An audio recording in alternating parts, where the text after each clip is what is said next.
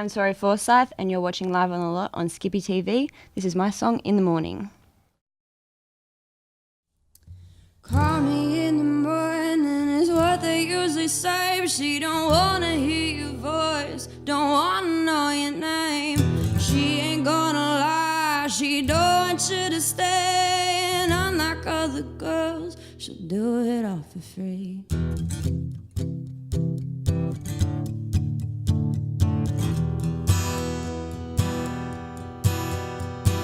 Walking backwards with a bitter taste, feeling forward and feeling out of place, like a child's map turn into a maze. This ain't Wonderland that she's gotta face. A kid in the world, like a pocket full of grease. Hair now black, like a heart that you can't see, and she'll look your way, she'll look you in the eye, change in the air, and now your hands are tied.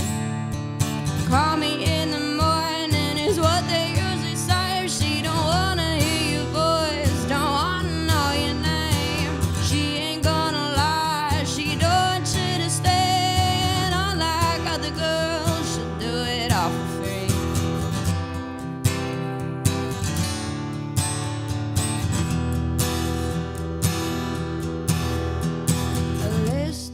Things written in black and white, you never understand the gray in which she writes. She looks in the mirror, fix herself in a place, black and rise, and a smile on her face. Call me in the morning is what they usually say. She don't wanna hear your voice, don't wanna know your name. She ain't gonna lie, she don't want you to stay.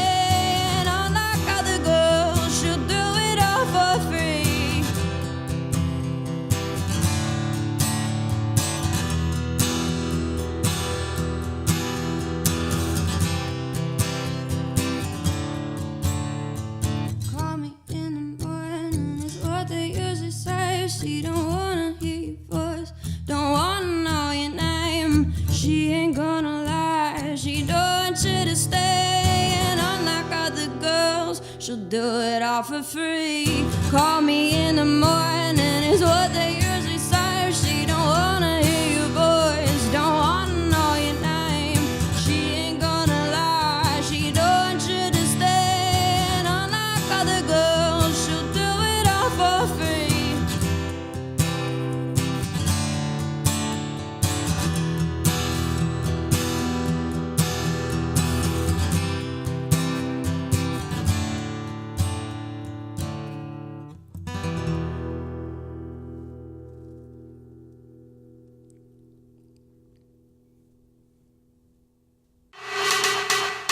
Hi, I'm Tori Forsyth, and this is called Redemption.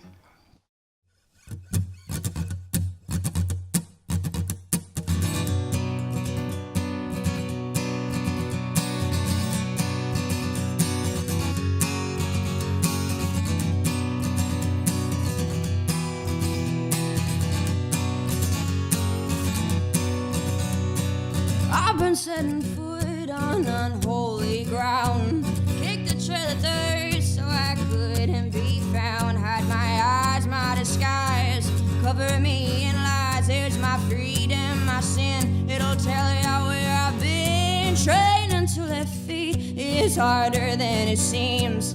I'll go up in flames before I join our team. The guilt and the burden, oh Lord, am I hurting? The time that I'm wasting, the hearts that I'm breaking. And sir, can you pour me the right way? I'm looking for a man named Redemption. He said it's same stage clock out for the day, but for you, he'll make the exception.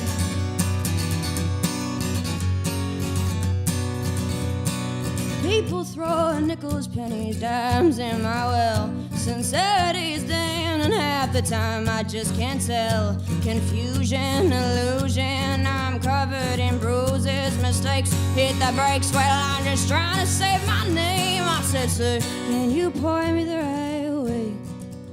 I'm looking for a man same stage clocked off for the day. But for you, he'll make the exception.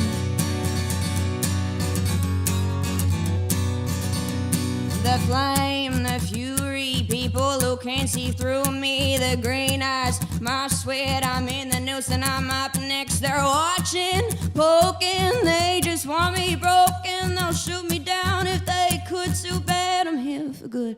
I said, sir, can you point me the right way? I'm looking for a man named Redemption. He said it's same stage clocked off for the day. But for you, he'll make the exception. Oh, I said, sir, can you point me the right way? I'm looking for a man named Redemption. He said it's same stage clocked off for the day. But for you, he'll make the exception. But for you, he'll make the exception.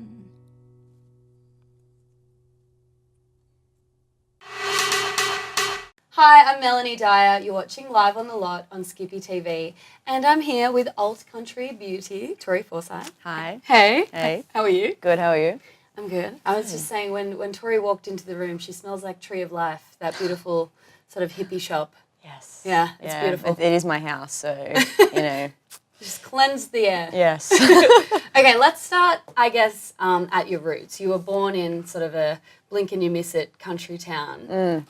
Do you think that sort of was country music something that, was born with you in that small country town? Yeah, I think being in the country, you can't help but be influenced by your surroundings and all that kind of thing. So it's definitely what showed me and steered me in the direction of country music, I suppose. Mm-hmm. And what were your surroundings? Were you on like a farm? Did you have animals? Yeah, so I'm not quite like hillbilly farm. I didn't have cows or anything. You but have your overalls and no, your straw. I did have overalls, but no straw hat.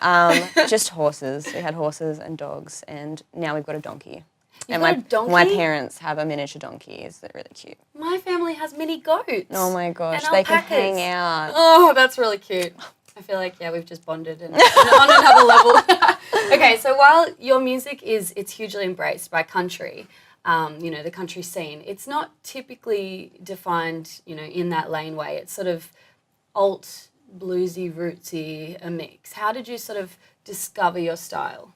I think just from what I listened to growing up, it was a lot of different stuff. So Fleetwood Mac and Chris Isaac and Melanie Dyer and I love Melanie Dyer. yeah, she's like Good name, Melanie. yes. She's that. She sang Brand New Key. Yeah, that song. Amazing song. So pretty eclectic mix of sounds. Yeah. And that definitely comes out in your style. And it's quite ironic, I think, that you grew up in this sort of isolated country town and you're now signed to a record label called Lost Highway.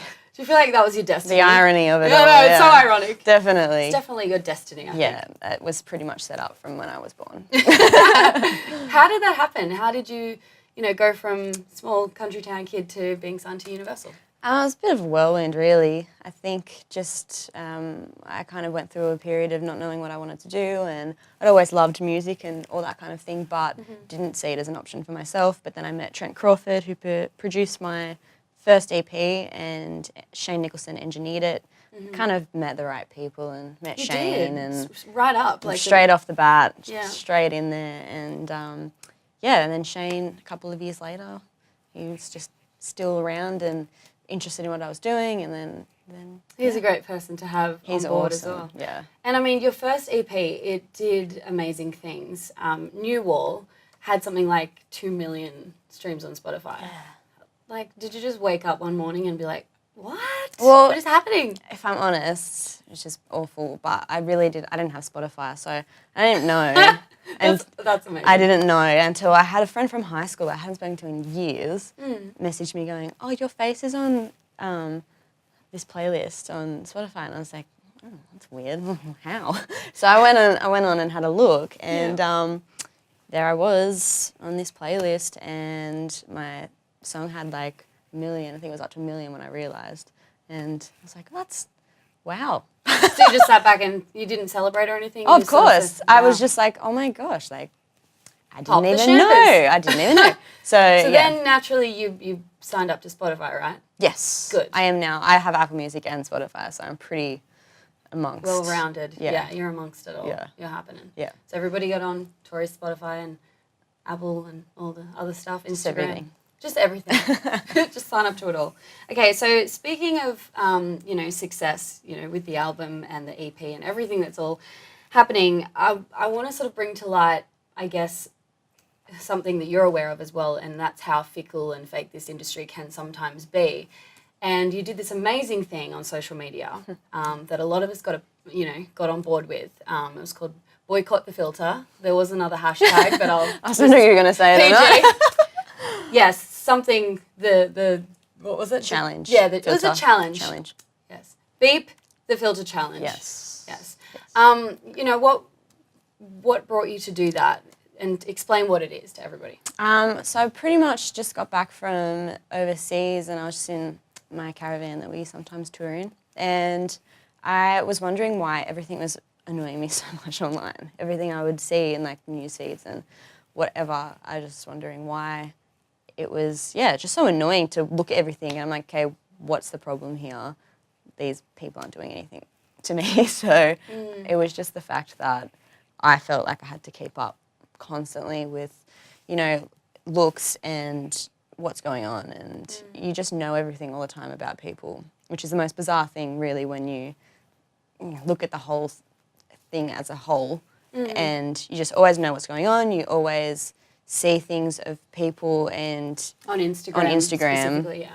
And it always looks better. And it's not real, Yeah. Exactly. And it's just not real and it's not completely the whole truth. And so I started the challenge. I reached out to a bunch of girls and said, join me and don't use a filter on either one photo or for the whole month. And I did it for a month. Yeah, a month. I mean, I did it. I did the day one, as a challenge to myself because I thought this is a really good idea. We have so much pressure on ourselves, I guess, to look the part and be this certain sort of person online. And it was so difficult to just, I guess, put it out there to the world, like, this is me, as I am. Yeah. But it felt so empowering doing that. For sure. So, and it kind of took a life of its own. People were doing, like, no makeup and all that kind of thing, and I thought that was really cool. And, and everyone, like, really took it on board and enjoyed it, which is cool. So. And one of those people was Casey Chambers. Yes. Pretty cool. Yeah, she was one of the first, and she goes, are you going to make me wake up at 8 o'clock in the morning to do this? And she did.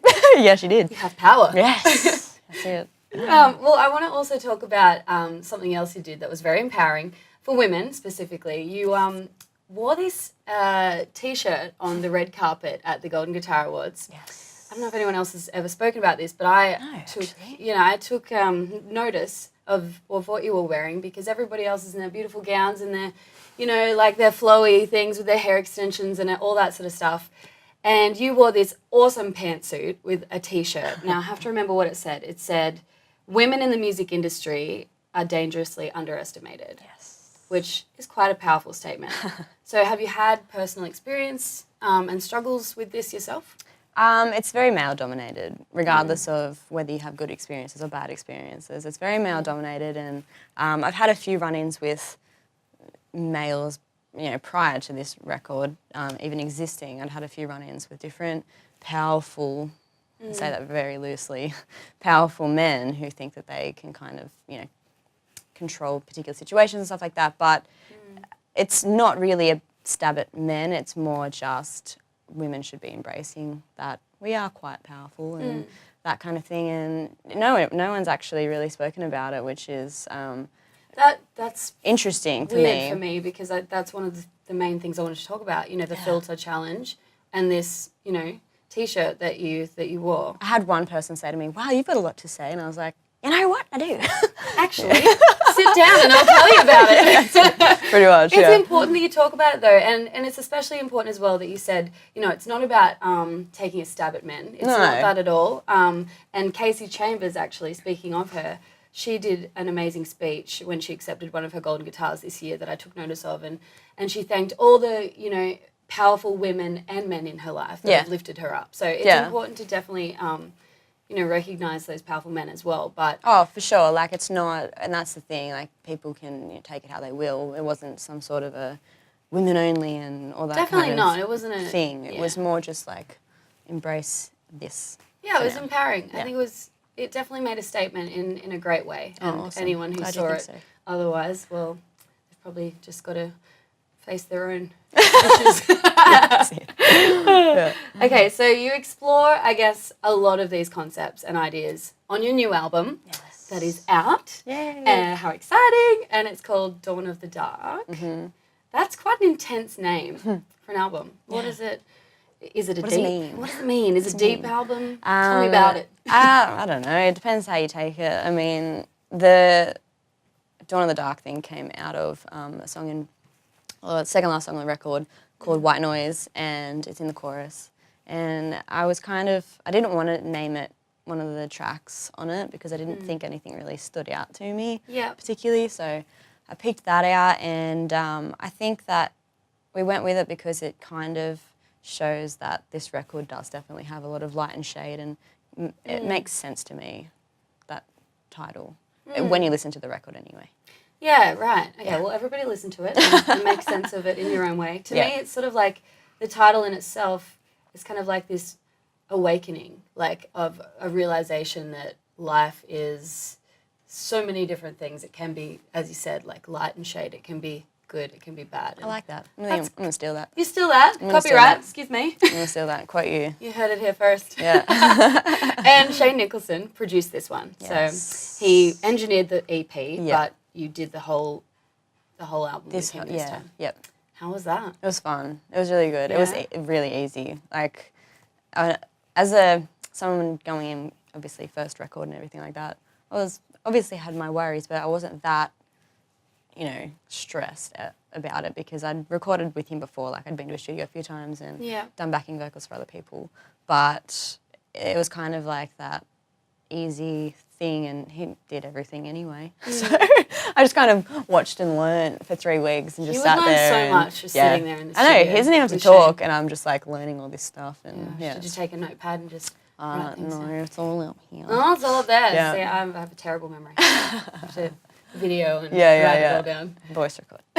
That's a pretty cool experience. And I know this album is going to do huge things for you. It's already taken you to Austin, Texas this year. Did you showcase some of the songs then? Because Yeah. obviously the album wasn't out. Yeah. And so you went over there for South by Southwest, right? Yes. Which is like a huge conference, festival kind Yeah. of. What is it? Explain what it is. I've Yeah. actually never known anybody that's gone over there. So when I saw that you were over there, I was like, this is pretty cool. Oh. Like, huge thing. I do think so. Aussie gal. Yeah, it was amazing. Like, it was Yeah. one of the most fun experiences, and I hadn't really awful, but I didn't know exactly what it was until I was accepted. Yeah. And had to kind of do the research and stuff. I'm like, oh, this is a big actually deal. a big deal. This is Right. crazy. It puts you at the forefront of, of discovery, I guess. Yeah. People can sort of just It's come just along and... massive networking Yeah. conference, and there's people from film and music and Mm. arts, and it's such a diverse festival, and there's no genres on the music. There's no Really? Okay, I yeah. didn't know that. There's So- no limit. So it's so really it's a cool. bit of everything. Yeah, you walk into one place, heavy metal, and then the next place is like R&B. And it's like, That's what cool. will we find today? Type deal. So it's really We'll find Tori Forsyth at the front and center. Yeah.